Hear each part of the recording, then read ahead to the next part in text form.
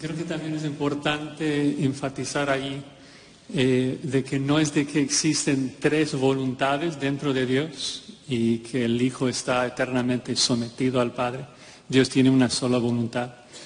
Y cuando hablamos de esa sumisión entre el Hijo y Dios y el Espíritu Santo que glorifica al Hijo, estamos hablando de Dios obrando dentro del plan de redención.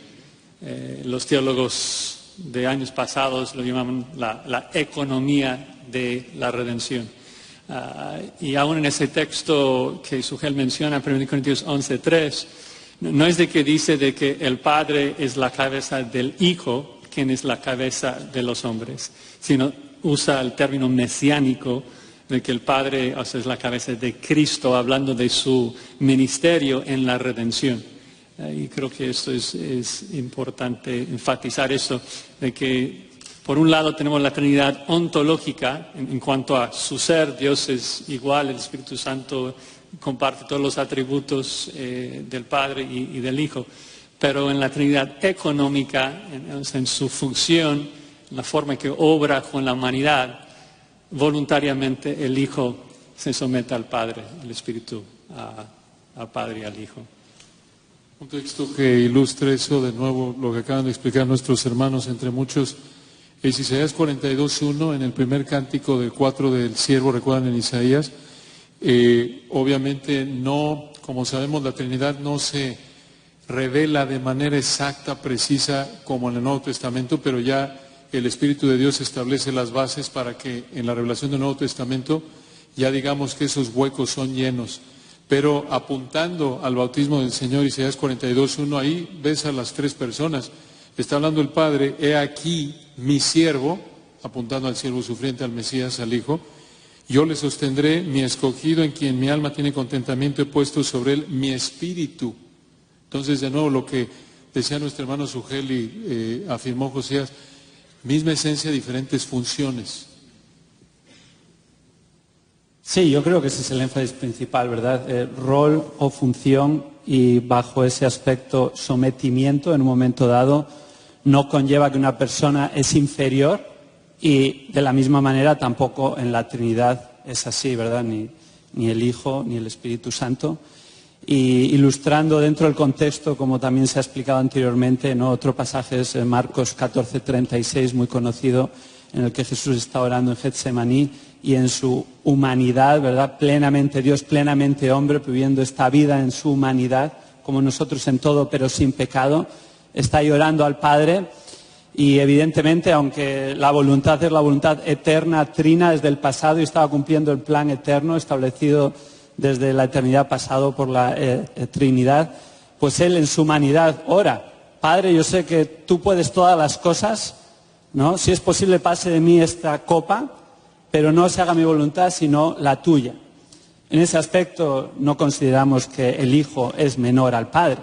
De la misma manera, cuando el Espíritu se somete en su rol o función en algún aspecto, pues tampoco es que muestre que hay una inferioridad, y de la misma manera tampoco es así en el aspecto de las relaciones interpersonales, como decía antes el pastor MacArthur, que el hombre y la mujer tengan distintos roles en distintos ámbitos, tanto de la iglesia como del hogar, no hace al hombre superior ni a la mujer inferior en ningún caso, y de la misma manera se aplica en la Trinidad, lo cual realmente es nuestro modelo y ejemplo a seguir. Gracias hermanos. Aquí tengo otra pregunta relacionada con los falsos maestros. ¿Cómo podemos identificar a uno que es un falso maestro? Creo que hay bastante información en el Nuevo Testamento para eso. Desde el Antiguo lo ves, pero está 2 de Timoteo, 1 de Timoteo 6, 2 de Timoteo 3, 2 de Pedro 2, Judas. En resumen, viven como dice ahí, creo que Romanos, Filipenses, su gloria y su vergüenza, viven para sus apetitos, como decía el pastor MacArthur, ¿no? Para el dinero, para su satisfacción pecaminosa en todo sentido, se ve en su doctrina. En resumen, dos áreas: su enseñanza y su falta de virtud. Y a veces medio lo pueden ahí maquillar, pero al final, como no tienen al Espíritu de Dios, no es cuestión de tiempo para que salga toda la carnalidad que hay, porque no hay regeneración y por lo tanto el Espíritu no los controla y no tienen la capacidad de producir realmente virtud genuina. Pueden ser tipo fariseos, que por fuera se ven bien y por dentro están llenos de podredumbre, pero al final donde no van a vivir el sermón del monte, ¿no? Donde de corazón lo que más anhelan, lo que más disfrutan, sus motivos, la dirección de su vida no es la gloria de Dios y el servir a la iglesia y evangelizar a los perdidos. Y es solo cuestión de tiempo y observar, por sus frutos los conoceréis, Mateo 7. Sí, haciendo seguimiento a lo que Luis afirma, entre toda esa amalgama miriada de versículos que podemos observar, especialmente en las pastorales, entre otras. Judas 4, muchas veces Judas 3 es un versículo que conocemos muy bien, contendé ardientemente por la fe que así una vez dada a los santos, pero el 4 continúa porque algunos hombres han entrado encubiertamente, los que desde antes habían sido destinados para esta condenación, hombres impíos, y aquí están las dos características principales que lo resumen. Una, que convierte en libertinaje la gracia de nuestro Dios, su vida no es una vida de piedad ni de fruto del Espíritu. Dos, y niegan a Dios, el único soberano de nuestro Señor Jesucristo, falsa doctrina. Entonces esos dos ámbitos siempre están en un falso maestro, falsa doctrina y una vida que no es de piedad, pero la esperanza es que finalmente van a ser revelados.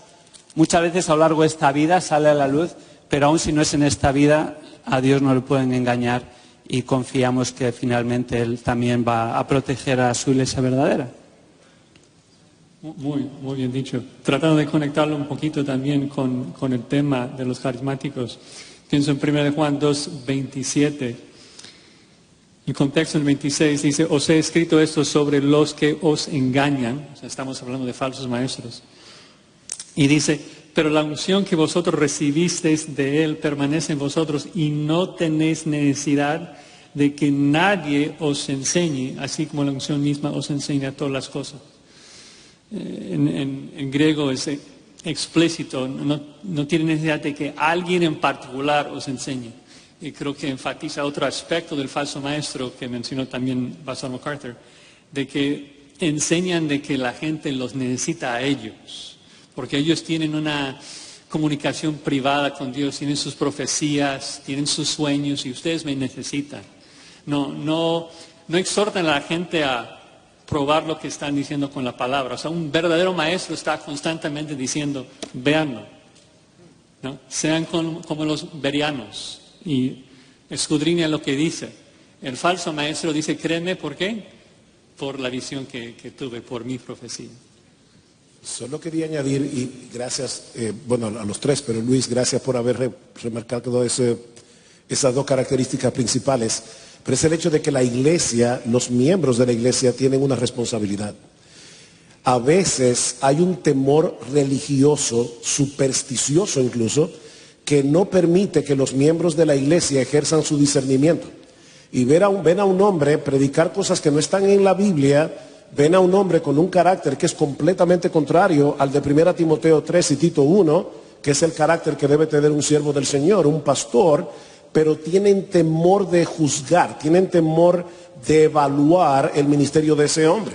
Sin embargo, en Romanos 16, Pablo dice, y os ruego, hermanos, no está hablando a los pastores, sino a los miembros de la iglesia, que vigiléis a los que causan disensiones y tropiezos contra las enseñanzas que vosotros aprendisteis. Ahí está el primer punto que mencionó Luis, la enseñanza, y que os apartéis de ellos. Y luego dice, porque los tales son esclavos, no de Cristo nuestro Señor, sino de sus propios apetitos, y por medio de palabras suaves y lisonjeras engañan los corazones de los ingenuos. Hermanos, no podemos ser ingenuos.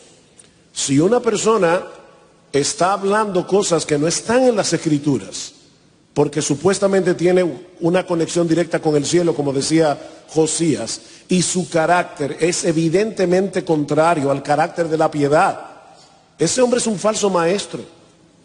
Y no importa que esa persona sea capaz de hacer milagros portentosos, Porque Cristo dice, supuestos milagros, porque Cristo dice en Mateo capítulo 7, versículo 1, no todo el que me dice Señor, Señor entrará en el reino de los cielos, sino el que hace la voluntad de mi Padre que está en los cielos. Muchos me dirán en aquel día, Señor, Señor, en tu nombre no profetizamos, en tu nombre no hicimos muchos milagros, en tu nombre no echamos fuera demonios, y entonces les declararé, yo nunca os conocí, apartaos de mí, hacedores de maldad. Esas personas nunca fueron de Cristo, ni cuando estaban supuestamente profetizando, ni echando fuera demonios, ni haciendo milagros. Eran hacedores de maldad y eran falsos maestros.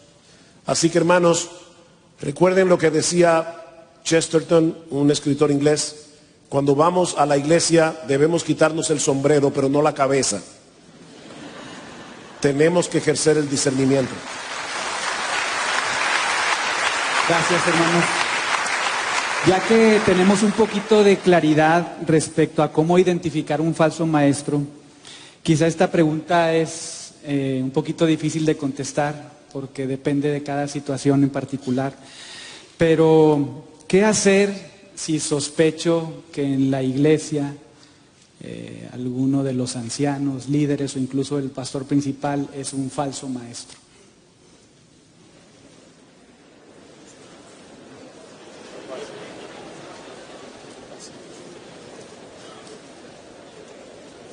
Ay, perdone, acabo de hablar, pero miren, hermanos, por eso es tan importante que en una iglesia haya pluralidad de pastores, primero, porque los pastores tenemos que pastorearnos mutuamente y velar unos por otros. En Hechos capítulo 20, versículo 28, Pablo dice a los ancianos en Éfeso, mirad por vosotros y por todo el rebaño en que el Espíritu Santo os ha puesto por obispos para apacentar a la iglesia del Señor, la cual él ganó con su propia sangre. Pero luego, en los versículos 29 abajo dice, porque entrarán en medio de vosotros lobos rapaces que no perdonarán al rebaño, y de entre vosotros mismos se levantarán hombres perversos. Por lo tanto, los pastores tenemos que cuidarnos a nosotros mismos, primero, dice Pablo, y los ancianos de la iglesia debemos también cuidarnos unos a otros, porque no solo somos pastores, también somos ovejas. Ahora, si tú tienes la duda de que el pastor, no importa si es el principal o no, es un falso maestro, acércate a los demás pastores. Primero acércate a ese hermano y habla con él. Mateo 18. Pero tienes que tener una base concreta para hacer una acusación de ese tipo. Porque no es simplemente que no te gusta cómo enseña, o algo que no tenga que ver con doctrina o que no tenga que ver con el carácter. Y si esa persona no te escucha, ve a otro de los pastores de la iglesia y decir, hermano, yo tengo un problema, tengo dudas con respecto a esta persona y como oveja y miembro de esta iglesia quiero que por favor me ayuden a discernir esto con más claridad. Pero no te quedes pasivo, debes hacer algo. Y la Biblia nos da principios para saber qué hacer. Sí, yo creo que añadiendo a lo que Sugel ya está afirmando, creo que es una labor principalmente pastoral. Es algo que los pastores somos llamados, o está en nuestra descripción de trabajo bíblico, proteger al rebaño y apuntar al error, y en medio de ello es también aquellos que están enseñando error, pero hemos de ser cautelosos, no hacerlo a la ligera, no precipitarnos, no enseguida. Hemos descubierto una doctrina que quedamos embelesados por ella y es una doctrina bíblica, enseguida apuntamos a otros diciendo es un falso maestro. Requiere tiempo, discernimiento, consejo y ha de ser realizado bajo la supervisión pastoral realmente. Y ahí cada uno de nosotros, ¿verdad? En el espíritu de Gálatas 6:1, hemos de examinarnos a nosotros mismos y como pastores cuidarnos, ¿no? Como dice 1 Timoteo 4:16, ten cuidado de ti mismo y de la doctrina. Ahí están de nuevo los dos aspectos básicos, la doctrina y la vida personal. Y bueno, es un llamado increíble que el Señor ha hecho y oramos que el Señor nos sostenga y nos siga usando para su gloria. Y entristece ver a veces cuando hay otras personas que no están cumpliendo ese llamado y hemos de tener compasión también, buscando el bien de los hermanos y el bien de esa persona, pero a la vez seriamente, pues apuntando porque la Iglesia de Cristo está en juego y el nombre del Señor y su gloria de la misma manera. Sí, o sea, yo creo que amén a todo lo que dijeron, o sea, con paciencia, orando. Pero lo interesante es de que yo creo que en particular cuando se trata de un pastor, cuando vas y le preguntas de un tema como este, él va a revelar rápidamente qué tipo de pastor es, si es un pastor verdadero o un pastor falso. O sea, proverbios están llenos de esa sabiduría de que la forma más fácil de identificar un necio es corregirlo. ¿No? Porque en el momento que corriges a un necio, te arrepientes de haberlo hecho. Y cuando corriges a un hombre sabio, te da gracias. Y,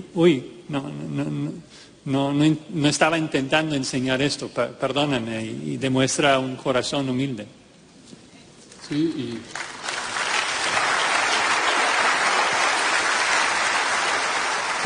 creo que tres respuestas muy sabias y añadiendo a eso y totalmente de acuerdo, decía David, hay que ser pacientes, observar.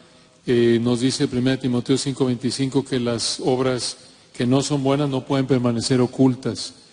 Y finalmente, y enfatizando lo que dijo Sugel, subrayo, porque dice 1 Timoteo 5:19, contra un anciano no admitas acusación, sino con 2 o 3 testigos, y luego habla de, en esencia lo que dijo Sugel, que el proceso de disciplina es el mismo, no hay un tipo de fuero pastoral, no están por encima de la palabra. Si estás viendo un pecado real, como decía Sugel, y lo ves y con paciencia, decía David, y te acercas a él, como decía José, y vas a ver cómo responde, y ya de ahí va a ser o de bajada, o si el Señor quiere va a cambiar, pero es cuestión ahí de tiempo y de, para no intimidarnos, tratar a todos, como dice la Biblia, y Mateo 18, manteniendo en mente esto, ¿no? Los pastores no tenemos inmunidad diplomática. Muchas gracias, hermanos. Siguiendo con este tipo de preguntas candentes, ¿es posible que existan cristianos verdaderos en congregaciones donde se predica el evangelio de la prosperidad? Sí, en la misma manera que existen no cristianos que asisten a nuestras iglesias. Porque,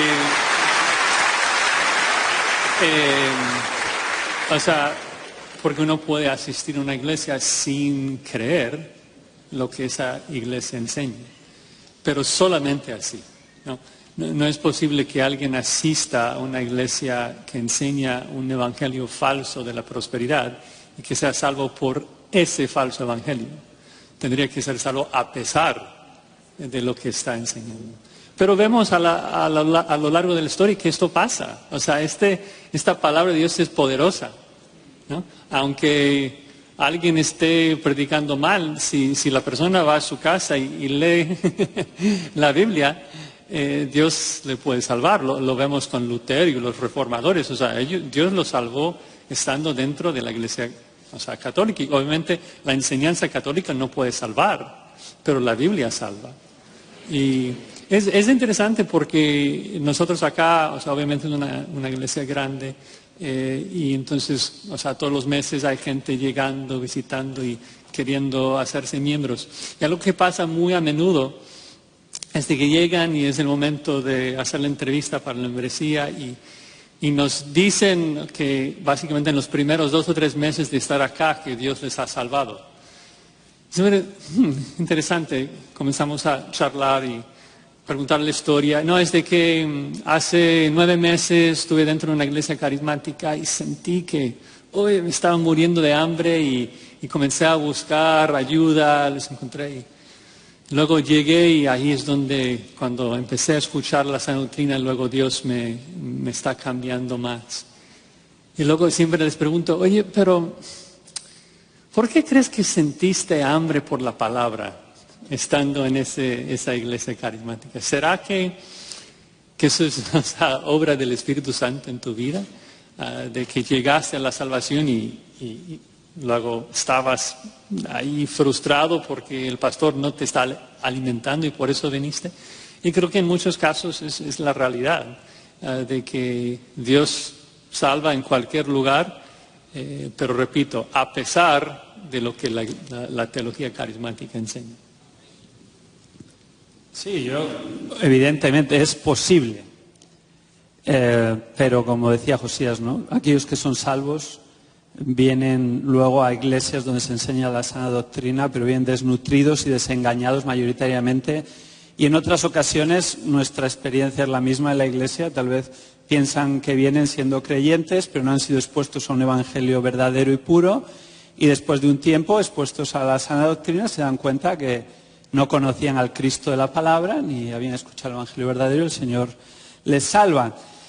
Pero esto yo creo ha de darnos compasión, ¿no? Por tantas personas que están engañadas, que piensan que están en un contexto de una iglesia bíblica o cristiana y no es así, independientemente de su apellido, porque esto pasa en el contexto de la Evangelio de la Prosperidad, pero en muchas otras iglesias que a lo mejor históricamente han enseñado el Evangelio verdadero, pero ahora es solo una afirmación en un papel y no desde los púlpitos ni desde el ministerio de la palabra se está enseñando a Cristo y solo a este crucificado, ¿verdad? La salvación es por gracia, por medio de la fe en Cristo Jesús, a todo aquel que se arrepiente y cree en Él. Y este es un don de Dios, no hay nada en nosotros.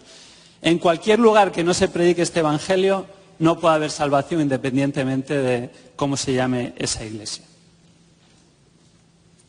También pensaba en un texto de Efesios 4:14 para que ya no seamos niños fluctuantes, llevando por doquiera de todo viento de doctrina por estratagema de hombres. Entonces, sí es posible que haya algún niño fluctuante ahí atrapado, arrastrado por algún viento de doctrina, pero es cuestión ahí de que por la gracia de Dios crezca en su entendimiento de la palabra y tarde o temprano va a salir y buscar al Señor, ¿no? Como correctamente es presentado en su palabra. Probablemente aquí entre nosotros hay algunos hermanos que participan en el ministerio de alabanza, de adoración. Quizá ustedes no conozcan a estos cantantes, por decirlo de alguna manera, pero la pregunta ¿es sabio comprar, escuchar o cantar canciones en nuestras iglesias de movimientos como Bethel Music o Hillsong?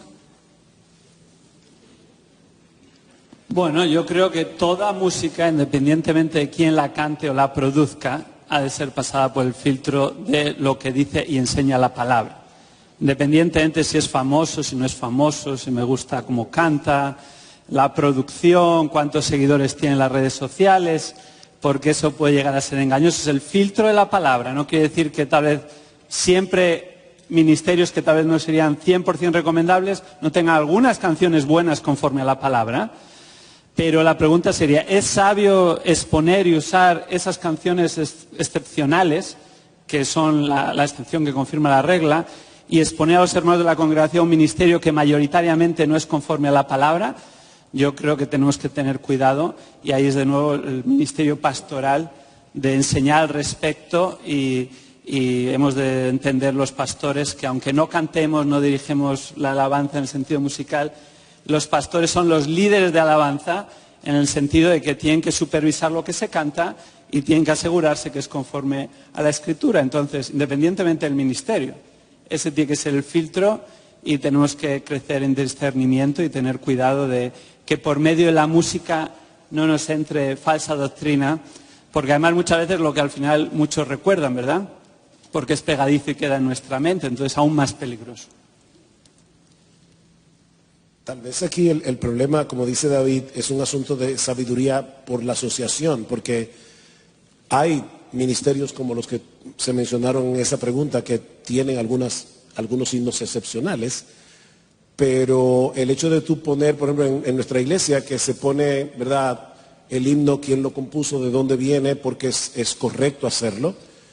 Estamos nosotros animando a nuestra iglesia a que siga consumiendo lo que esos ministerios producen, pero la principal evaluación siempre debe ser la palabra de Dios. Y mientras David hablaba, vino a mi mente el texto de Colosenses 3:16. Dice que la palabra de Cristo habite en abundancia en vosotros con toda sabiduría, enseñándoos y amonestándoos unos a otros con salmos, con himnos y cánticos espirituales. Así que el propósito de los himnos que cantamos en la iglesia es traer el evangelio en música, traer el evangelio cantado. Nosotros cantamos el evangelio, predicamos el evangelio, oramos el evangelio. El evangelio es el centro de todo.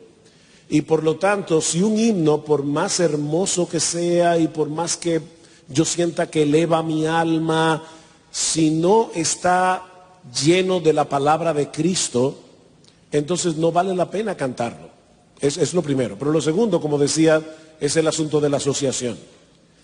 Y hay algo aquí que tenemos que tener sabiduría y prudencia los pastores de saber qué queremos poner delante de los hermanos para que ellos consuman eso.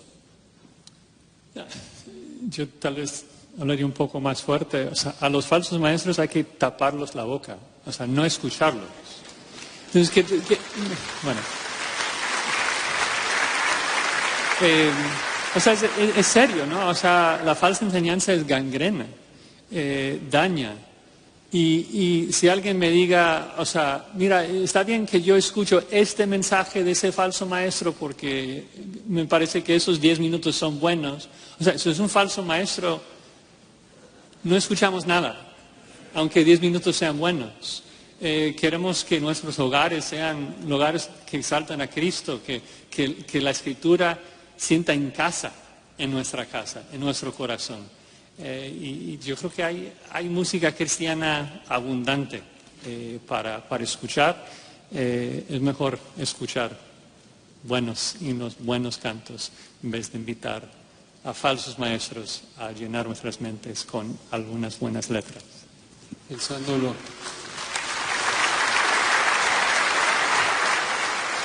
Y pensándolo desde otro ángulo, en la línea que marcaba David de sabiduría, también creo que hay que considerar a hermanos que vienen de ese trasfondo y que son parte de la congregación en la que estamos. Y si tú les pones ciertas canciones, digamos, llámese de X o lo que decía Sugel de asociación, ¿no?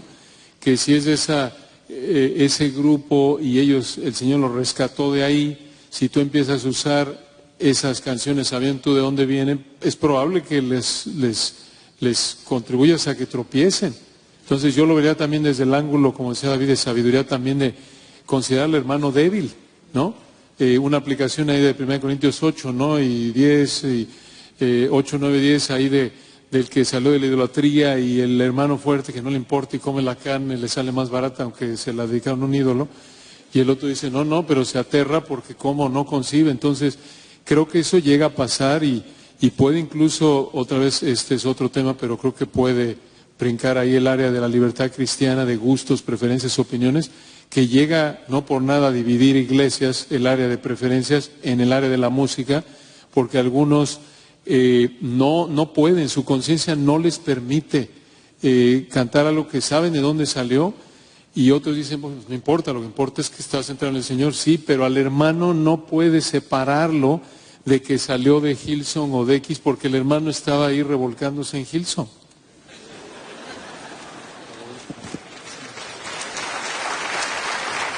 Pensando un poquito en la guerra espiritual y pidiéndoles que nos ayuden a pensar bíblicamente, ¿es correcto atar al diablo, cubrirme con la sangre de Cristo, reclamar colonias, ciudades o continentes para Cristo, declarar o reclamar bendiciones económicas y sanidades físicas?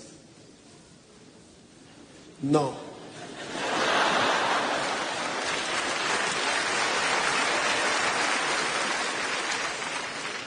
Amén. Sí, yo añadiría el no rotundo, obviamente. Creo que el tema de fondo es un problema hermenéutico, de sacar textos fuera de contexto, y esto solo es una manifestación, es la punta del iceberg, de que y a veces ni textos fuera de contexto, es el mejor de los casos. Entonces la importancia de nuevo de ir a la palabra, pero examinar la palabra, entender qué dice el texto, cuál es la intención del autor, en el contexto. Y eso muchas veces simplemente conlleva el leer un poquito más allá de esa frase sacada de contexto, ese versículo, y eso nos da discernimiento. Y la palabra misma va a desenmascarar todo tipo de énfasis que no son adecuados, y eso nos va a ayudar, ¿no?, a estar en guardia como hermanos y hermanas en Cristo, aun aquellos que están tal vez en sitios que están enseñando falsamente. Y creo que vemos una tendencia en ciertos círculos carismáticos donde atribuyen un poder realmente divino a Satanás y a los demonios, y no es correcto, es blasfemia. O sea, el hecho de pensar de que cada iglesia por todo el mundo tiene que atar a Satanás en sus servicios, atribuye omnipresencia a Satanás. Satanás no es omnipresente, no está aquí. Entonces, o sea, esto es atribuir un atributo divino a Satanás. Esto es una blasfemia tremenda. La gente piensa que Satanás puede como implantar ideas, pecado en su mente. O sea, está realmente dando a Satanás un poder que no tiene. Tratan a Satanás como si él fuese el soberano en este mundo, y no lo es. O sea, hay un solo soberano, es Dios. Lutero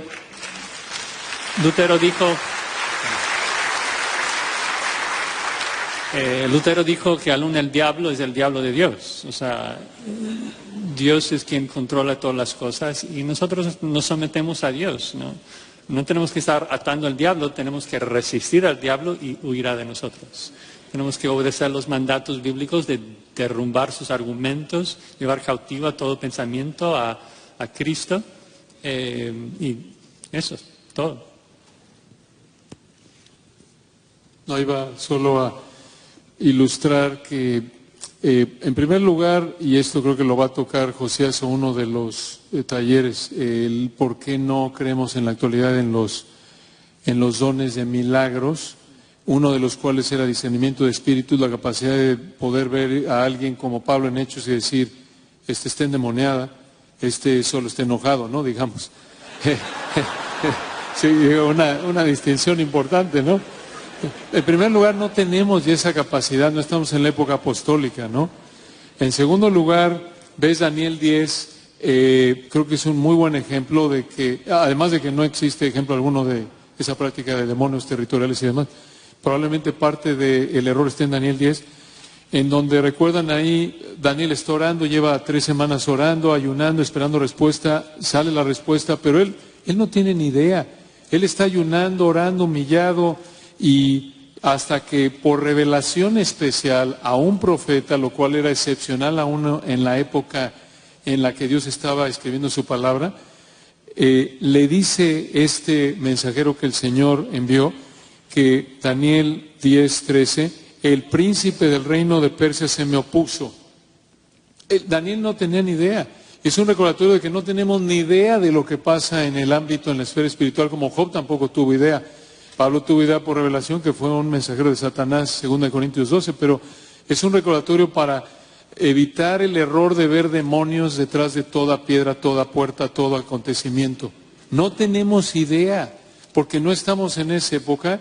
Incluso voy al punto del área de cuando estoy luchando con cierto pecado, pensamientos, la Biblia no nos da un indicador claro que diga, mira, si te duele la cabeza del lado derecho, es que ese pensamiento es tuyo. Del lado izquierdo es un demonio. No nos dice. Y gracias a Dios por eso, ¿no? Si no estaremos, este es demonio, soy yo, demonio soy yo. Y no lo digo de mofa o de menosprecio, ¿no? Porque muchos de nosotros hemos creído así y se nos instruye. Gracias a Dios porque no tenemos que preocuparnos por eso, sino preocuparnos por una cosa y es ser obedientes al Señor. Es como Daniel.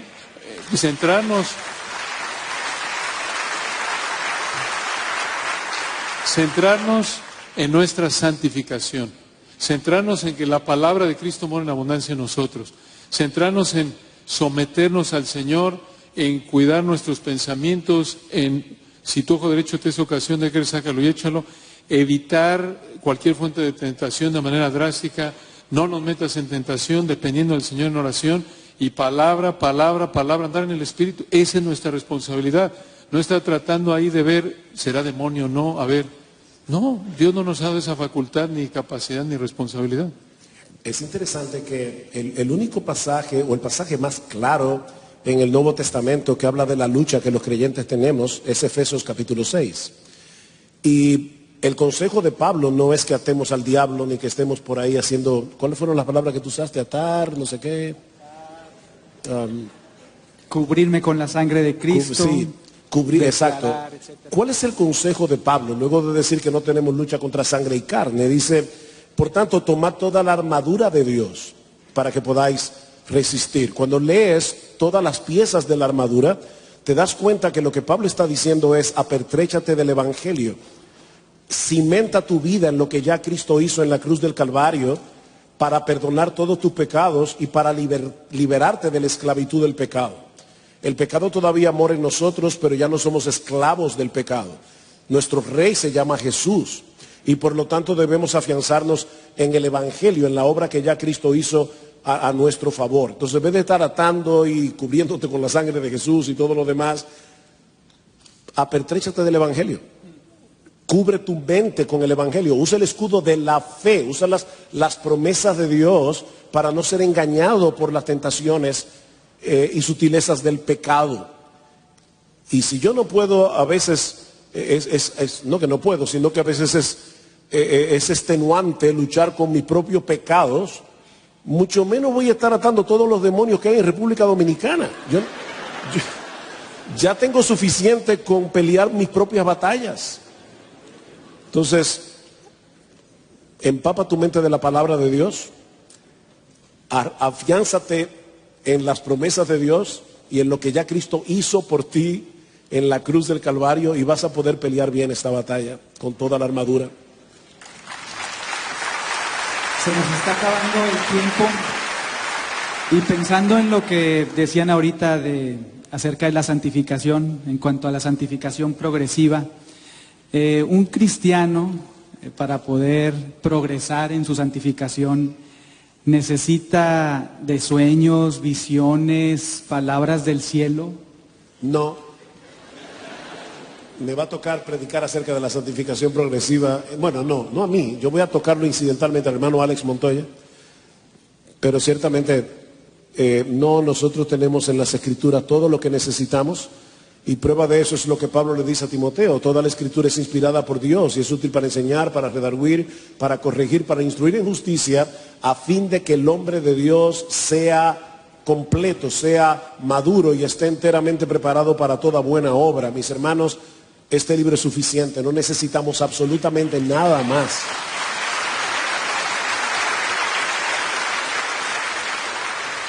Y pensando en lo que dijo Pastor McCarthy, que el ministerio del Espíritu Santo es mostrarnos a Cristo y transformarnos a su imagen. Hebreos 1:2 dice que todo lo que Dios quiso decirnos acerca de su Hijo, ya lo habló tiempo pasado. Todo lo que necesitamos para la vida y la piedad está aquí. No necesitamos ninguna otra palabra, ningún otro sueño. Dios nos ha dado todo en su palabra.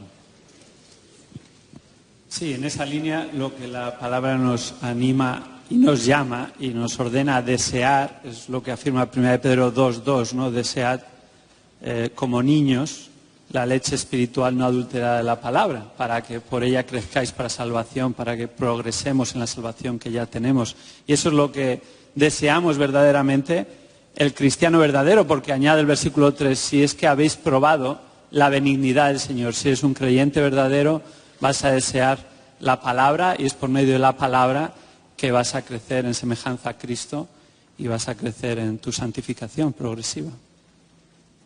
2 Corintios 3:18 lo citó el pastor MacArthur.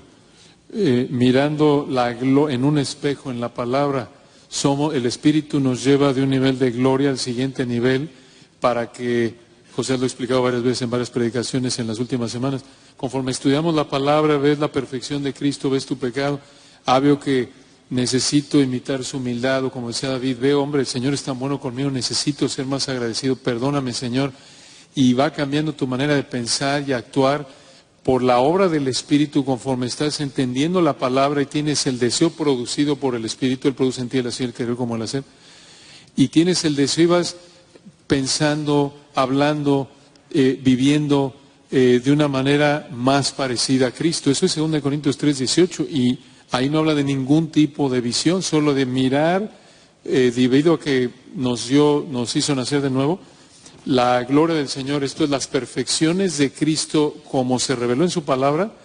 Conforme estudias, entiendes correctamente, interpretas correctamente, te sometes por la obra del Espíritu, eres transformado en la misma imagen, simplemente con estar concentrado en la gloria de Cristo como se revela en su palabra. Muchas gracias, hermanos. Pues el tiempo se ha terminado. Muchas gracias nuevamente por este tiempo. Por favor, Josías, si nos ayudas a terminar en oración. Señor, gracias por tu palabra, que sí nos da una imagen perfecta de nuestro Señor Jesucristo, revelando todas sus perfecciones. Y qué bendición, qué privilegio que tu Espíritu Santo, mientras miramos esas perfecciones, nos transforma a su imagen. Te rogamos, Señor, que tú hagas que esto sea la ambición única de nuestro corazón, llegar a ser como Cristo, para que Él sea glorificado. Amén.